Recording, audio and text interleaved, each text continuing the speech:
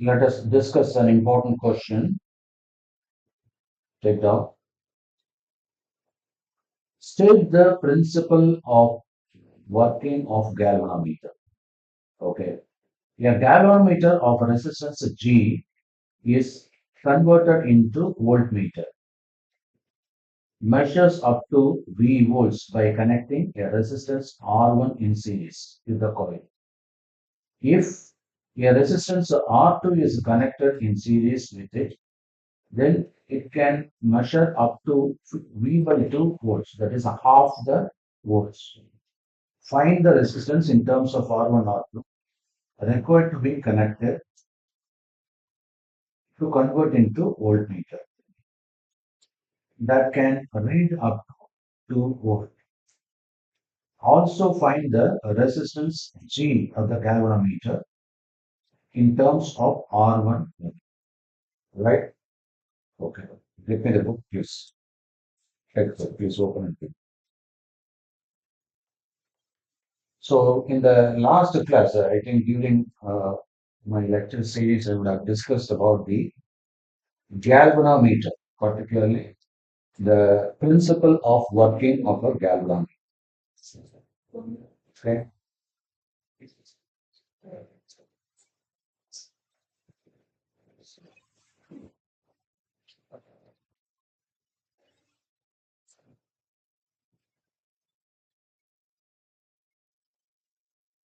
See, this is a galvanometer. Here, we already discussed that a coil is kept in a magnetic field, uniform magnetic field, and the needle, which is attached to the spring coil, and now because of the difference in the current, there will be difference in the magnetic field, and this can be monitored based on the deflections that is experienced by this needle, right?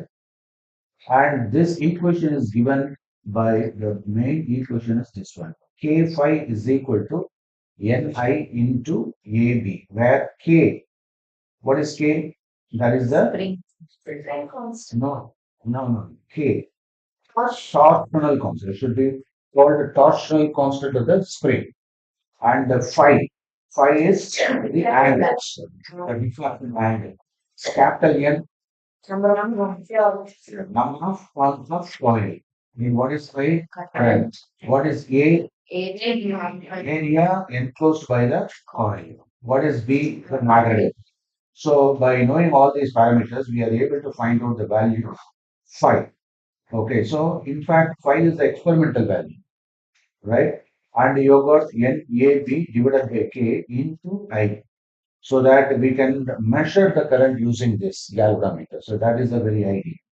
So the number of the phi is the reflection value, experimental value. N is number of turns, so that is also known value. Area known value. B, that is a value known. K also known. So by knowing all these values, you are able to find out current. So that is why we use this galvanometer to find out the current. Okay, right. Now we have got two types of circuits here, and here you have got the galvanometer that is connected to the resistance in series. Okay, the another one with that a shunt resistor, a small resistor is provided in the parallel circuit. Okay, so these are the concepts, and based on that, we can make use of this galvanometer to work as voltmeter as well as ammeter. So this is the very idea. So we are going to apply all these concepts here in this program.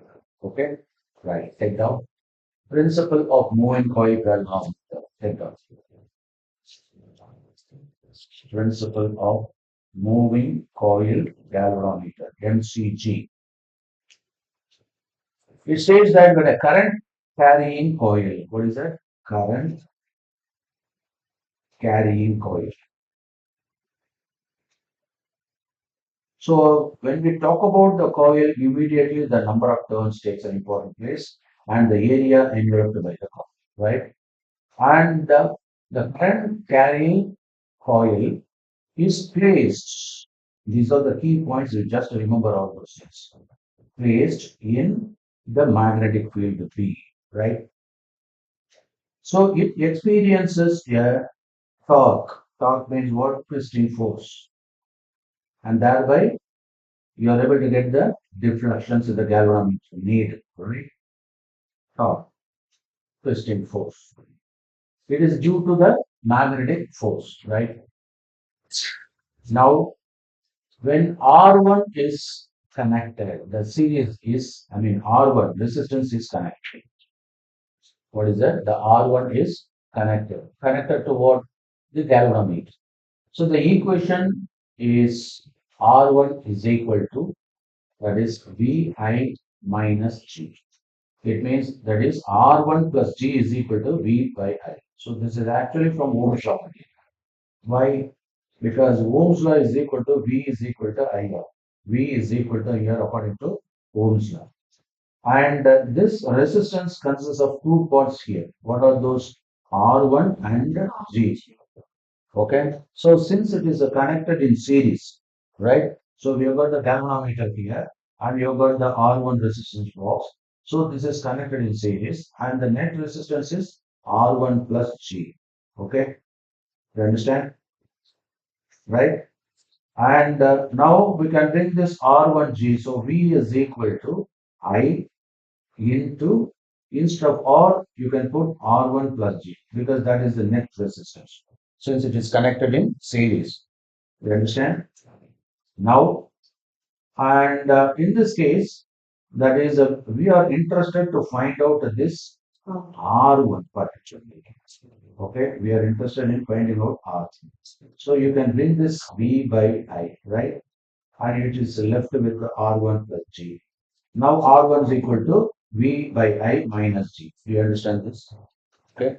So if you are unable to understand this equation, start from Paresh law. This is the easy way. So are you able to understand? Pranav, got it? Okay. Right. Next. So this is with regard to R1 because in the problem it is given when resistance R1 is a connector, right? Now let us say the resistance R2 is connected. We will write down the equation. Okay. So write down when R1 is connected to G. Now R2 is connected to G. Okay, in series. Therefore, you can write down the similar equation. You need not reproduce all these things. So R2 is equal to what? V minus I minus G. Right? And what is given here? This R2 is V by 2 voltage, is it? So you have to introduce V by 2, right? It is not the same voltage. You please go through the equation. What is given here? It can measure up to V by 2 volts, right? It means what its capacity is V by 2, not V. Okay, so that is why I have taken V by 2.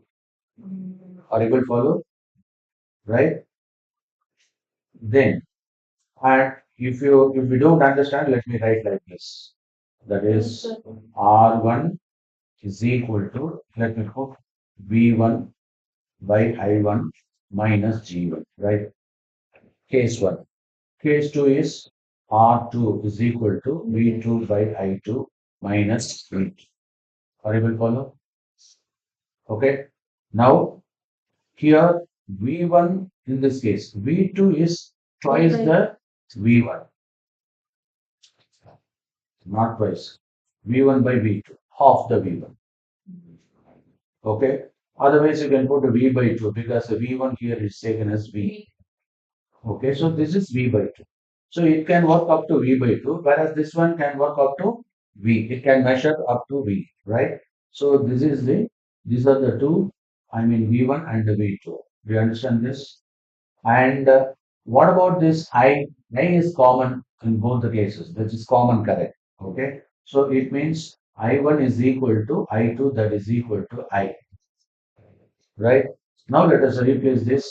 So R1 is equal to V1 V I1 that is I minus G1 is equal to G1 because that is the general in both the cases single the same type of galvanometer is used.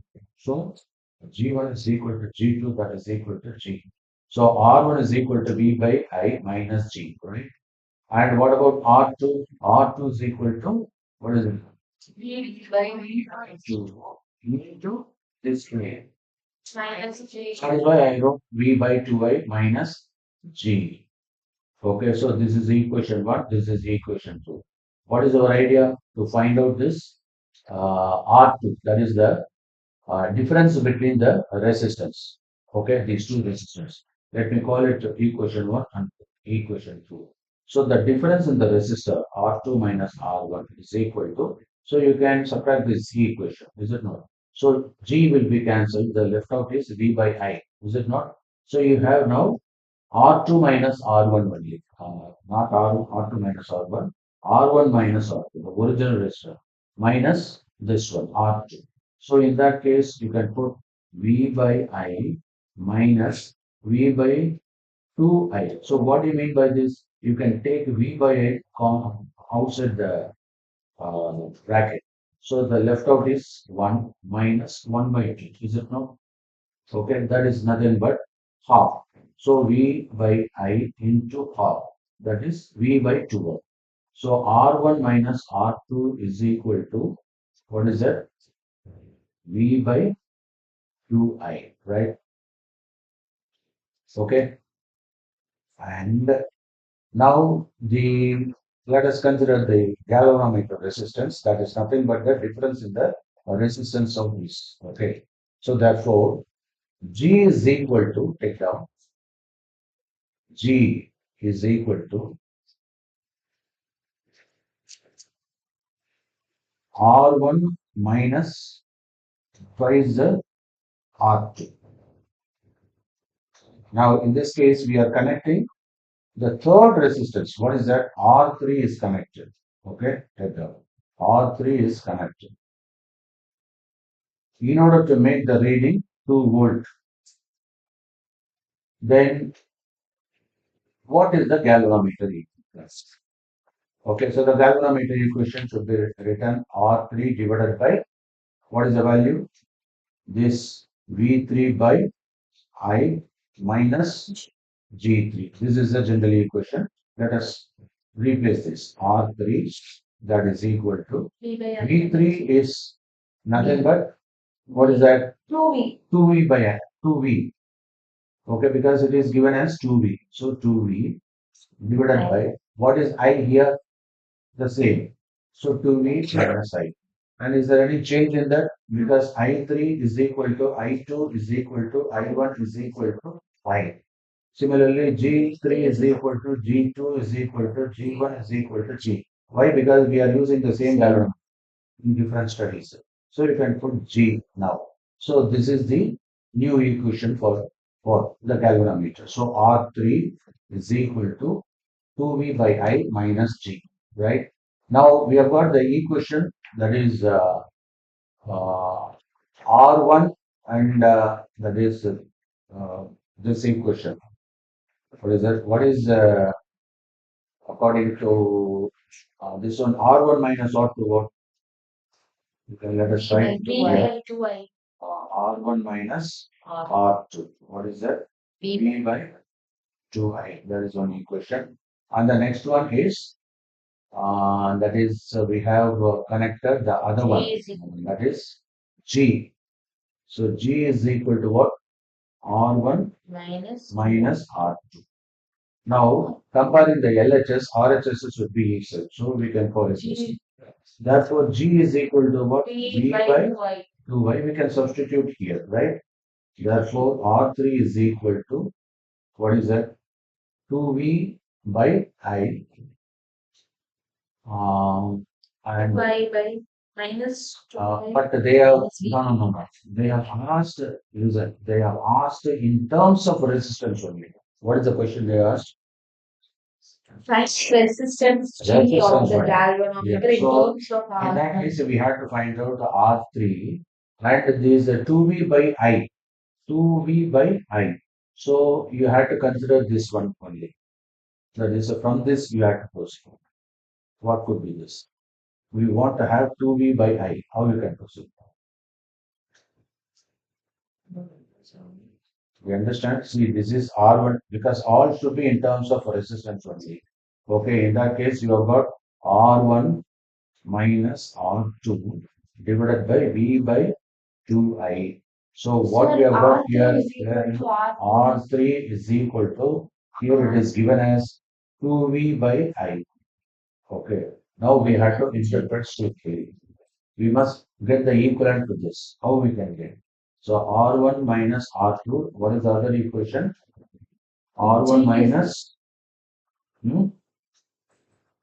R1 minus R2. What is the second equation? I mean, third equation.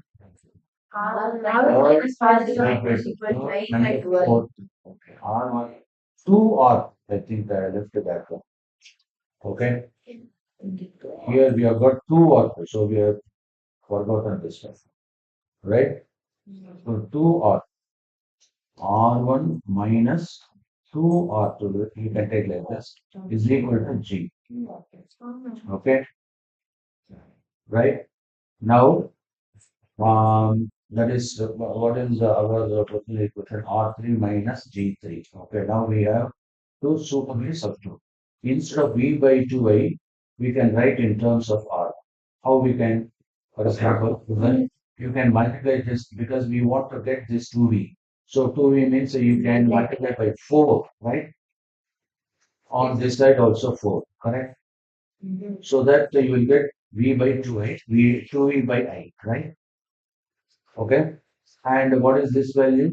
4 into R1 minus R2. Got it? Now, what is instead of G? Okay. So, G3 this is. So, instead of G3, what you can do? R1 minus 2R2. Right? Minus, you can replace simply. R1 minus 2R2. Okay. Now, you have 4R1 minus 4R2 minus R1 plus 2R2, right? So it means 4R1 minus 3R1, or 1R, 3R1. And what about this? Minus 4R2 plus 2R2 means 2R. So the R3 will be what? 3R1 minus 2R. So this will be the result. You understand this? Okay. So you have to consider this equation and this is nothing but G3. So you have to put G3 here. Okay. And here G3 is different. Only G2, G are equal. G3 is totally different. Right?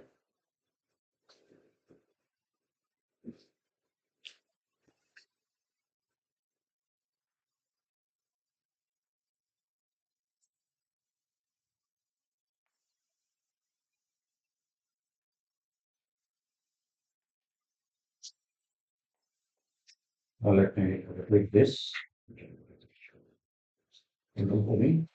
State the principle of working of the galvanometer. So we have completed this one. Okay. And the galvanometer resistance, the G is a converter to voltmeter, etc. Volts by connecting a resistance R1 in series with the coil. So that is we are connected on series with the coil means I have derived from this and you are now able to find out the R1 in terms of V by I minus G. And similarly for V by 2 we have got this one. Okay, is it clear? This is equation 1, this is equation 2. And what is the next one? Here we are just arriving at R1 minus R2, the difference between these two resistances. Okay, so that we have found out. This is equation 3. Okay, right there. And for the G3, it is given as R1 minus 2R2. Okay, where from we got it?